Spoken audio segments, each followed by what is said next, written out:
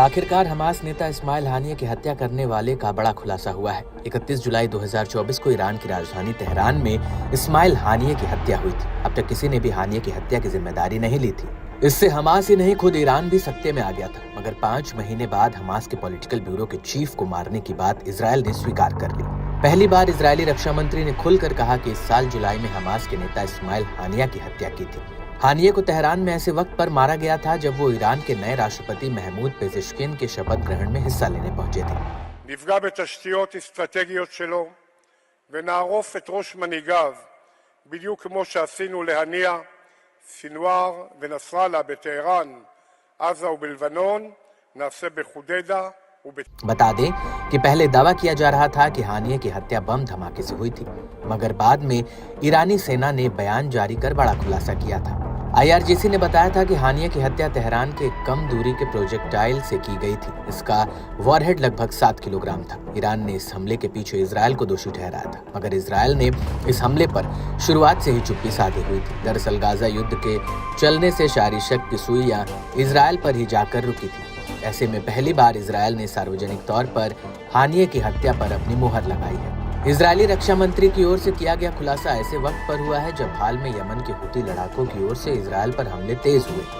हुतियों ने इजरायली राजधानी को दहलाने के लिए लगातार बैलिस्टिक मिसाइलें दागी हैं। इससे इजरायल में जमकर तबाही मची।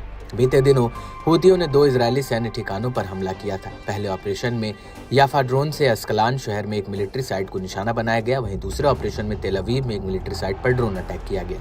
ऐसे में हुतियों के बढ़ते हमलों से भड़के इजरायली रक्षा मंत्री ने हुतियों का भी हश्र हानिया और नसरल्लाह जैसे करने की धमकी दी है।